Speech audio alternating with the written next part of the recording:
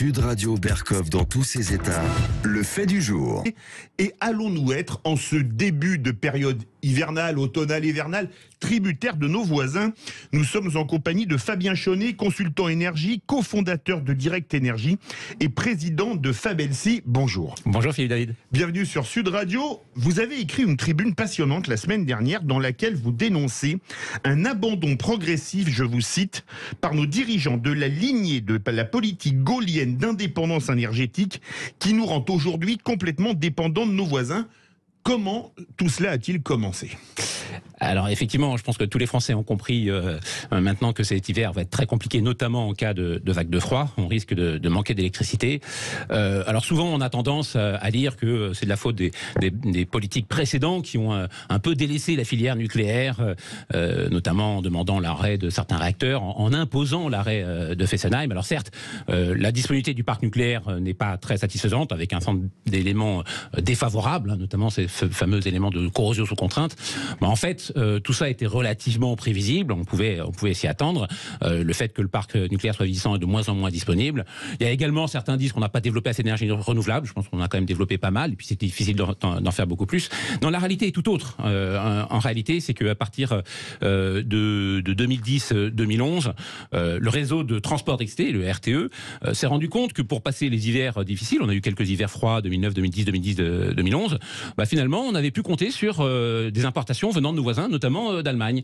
Et à partir de ce moment-là, RTE s'est dit, on va pouvoir abandonner notre critère de sécurité d'approvisionnement qui considérait qu'on devait atteindre un grand niveau de sécurité d'approvisionnement sans tenir compte de nos voisins, en disant, non, on va plus faire comme ça. On va considérer qu'on va passer notre critère de sécurité d'approvisionnement, mais en tenant compte des imports potentiels. Vous l'avez écrit, c'est un peu comme pour les masques. On se dit, s'il n'y a plus de stock de masques, tant pis, les Chinois nous livreront. C'est exactement pareil. C'était aux mêmes époques. D'ailleurs, on s'est dit, les stocks de masques, ça coûte très cher. Si vraiment on a besoin pour passer une pandémie, on dira on achète à l'étranger. Le problème, c'est que quand nous avons eu besoin de stock de masques, tout le monde en a eu besoin, les Chinois également, et il n'y en avait plus. C'est exactement pareil pour l'électricité. Cet hiver, en comptant sur nos voisins européens, notamment les Allemands qui produisent une partie de leur électricité à partir de gaz, ils risquent de ne pas pouvoir nous livrer d'électricité, et donc nous risquons d'avoir des pénuries d'électricité, des délestages, des coupures d'électricité, parce que les voisins allemands ne pourront pas nous fournir l'électricité qu'ils produisent eux à partir de gaz. Alors EDF nous a promis des coupures de courant cet hiver, ils les ont promises il y a à peu près 15 jours, 3 semaines, au moins on sait à quoi se tenir. Le gouvernement justifie cette situation par la guerre en Ukraine. On nous justifie aussi l'augmentation du prix du riz par la guerre en Ukraine, alors que le riz ukrainien, on n'en consomme pas beaucoup. Est-ce que l'Ukraine n'a pas bon dos ? Alors, je ne vous répondrai pas sur le riz, c'est pas mon domaine de compétence. En tout cas, sur l'électricité. Le riz ukrainien, c'est quand même trop fréquent dans votre assiette. Il y a un lien de cause à effet indirect. Guerre en Ukraine, problématique gazière.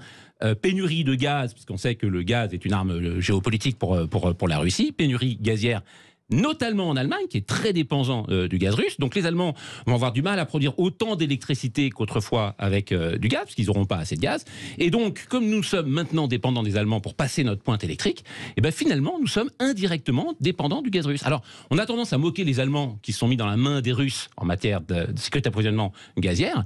Nous, on s'est mis dans la main des Allemands pour la sécurité d'approvisionnement électrique, alors qu'ils produisent une partie de l'électricité à partir de gaz. Donc, indirectement, c'est la même chose. Donc oui, c'est bien la crise en Ukraine qui finalement provoque ces pénuries, mais la vraie raison, la cause fondamentale, c'est que en 2011, et c'était validé par un décret de 2015, nous avons décidé d'abandonner notre souveraineté électrique à l'Europe, alors même qu'il n'y a aucun engagement européen, notamment des Allemands vis-à-vis des Français, pour nous approvisionner en électricité quand on en a besoin. C'est-à-dire que si l'hiver prochain il fait très froid, on va livrer du gaz de schiste américain qu'on a stocké en France aux Allemands. A priori, on a 100% des stocks qui sont remplis. Les Allemands doivent moralement nous livrer, mais s'ils ont besoin d'électricité pour eux, ils sont absolument pas obligés de le faire. Alors je veux dire, c'est même pire que ça, parce que la livraison du gaz, on a commencé à le faire aujourd'hui. On a commencé dans le cadre de cet accord entre la France et l'Allemagne, accord d'ailleurs dont j'ai demandé la publication, et il n'est pas rendu public, on ne sait pas ce qu'il y a dedans exactement, on ne sait pas quelles sont la nature des engagements. En tout cas, la France a commencé à livrer du gaz, parce que le gaz était une énergie de stock, donc on a commencé à livrer du gaz pour aider nos amis allemands. Quand il va faire très froid, ils sont censés nous rendre l'appareil. Est-ce qu'ils vont le faire ? C'est pas du tout certain, parce que vous avez déjà certains politiques allemands qui commencent à dire si on a des pénuries d'électricité, il faut bloquer les exportations. Est-ce que vous pensez que les Allemands vont décider de priver leur industrie, qui est très gazo-intensive, de gaz pour pouvoir alimenter leur centrale de production électrique à partir de gaz, qu'ils vont exporter en France? Moi, j'en ai des doutes, surtout quand je vois les relations franco-allemandes actuelles. Donc, on a commencé à livrer du gaz. Est-ce qu'ils vont nous rendre l'appareil le jour où il fait très froid? Je ne sais pas, mais en tout cas, s'il fait très froid, le gaz qu'on aura livré risque de nous manquer. Donc, risque d'être 2 fois perdant. Ne pas avoir l'électricité allemande le jour où on a besoin et avoir commencé à livrer du gaz qui risque de nous manquer, surtout si la vague de froid est très tardive. Mais excusez-moi, les écologistes ont poussé à ce qu'on fasse moins de nucléaire en France. On a fermé Fessenheim. Mais vous expliquez dans votre tribune que Fessenheim, c'est une part infime de l'électricité dont on aurait besoin l'hiver prochain. Au nom de l'écologie, et à côté de ça, on va acheter de l'électricité allemande qui est produite au charbon, qui est la plus créatrice de CO2 qui existe, ou de gaz, 2 énergies fossiles. Est-ce qu'on n'est pas un peu au royaume du père Ubu? Alors, effectivement, ce qui est un petit peu cocasse dans cette affaire, c'est que le fait d'avoir changé notre manière de garantir notre propre sécurité d'approvisionnement électrique, finalement, a permis de cautionner la fermeture de 12 gigawatts, donc 12 000 mégawatts, l'équivalent de 12 réacteurs nucléaires. C'est énorme. C'est énorme, de centrales pilotables. On a 58 réacteurs nucléaires en France. Et 12, c'est pratiquement le quart, quoi. C'est 20%. C'est 12, mais c'est énorme et c'est quasiment ce qui va nous manquer l'hiver prochain. C'est ça qui est assez intéressant. Et c'était 12 gigawatts de centrales pilotables. Et Fessenheim ne représente que 1,8 gigawatts sur ces 12. Donc effectivement, Fessenheim, tout le monde en parle, mais c'est qu'une petite partie du problème. Les 12 autres gigawatts, c'était effectivement des centrales à charbon et au fuel, qui étaient des marges de production, des réserves qui nous permettaient de passer notre pointe, qu'on a abandonné sous des prétextes écologiques en disant oh bah oui, mais bon, c'est du charbon et du fuel, donc c'est pas bien. En réalité, ça émettait quasiment jamais de CO2, puisque ça ne produisait quasiment jamais, sauf quand vraiment on en a besoin. Donc en termes de quantité d'émissions, c'était négligeable.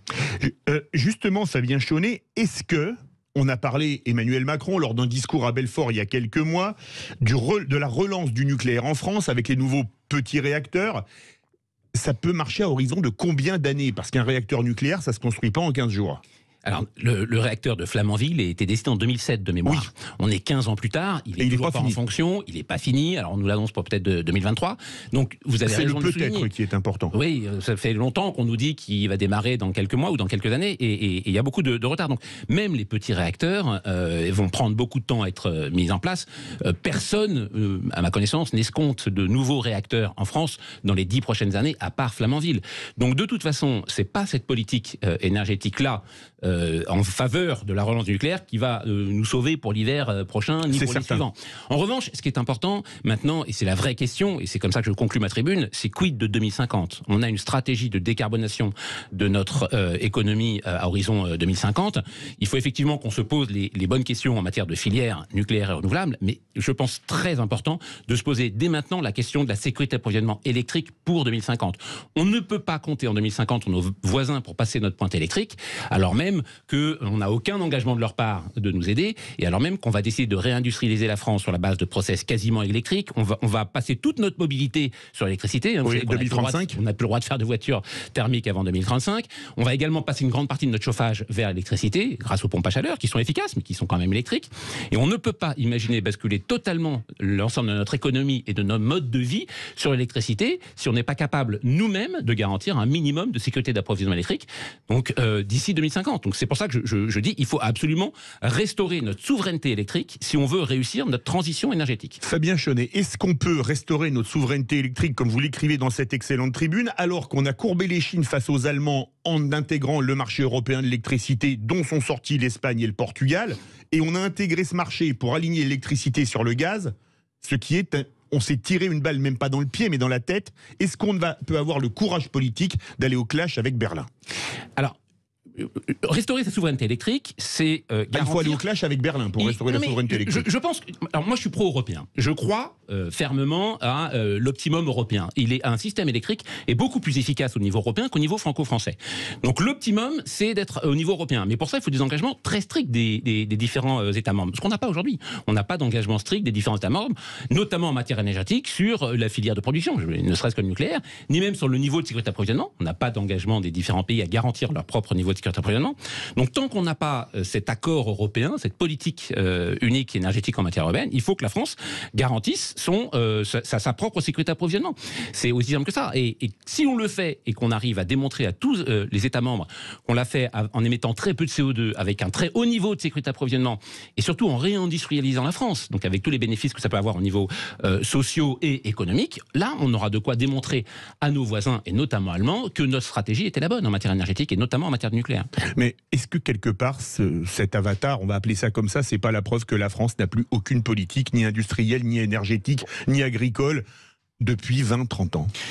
Je pense que l'erreur de base, elle était économique, effectivement. On a voulu faire des économies sur les réserves de production électrique en disant on comptera bien sur les autres, comme pour les masques, vous l'avez dit, en cas de besoin.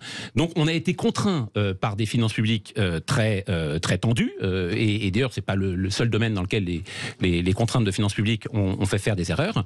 Mais je pense qu'effectivement il faut qu'on restaure notre souveraineté énergétique et électrique, mais également qu'on restaure un minimum de rigueur budgétaire, de manière à avoir plus de marge de manœuvre et de souveraineté globale.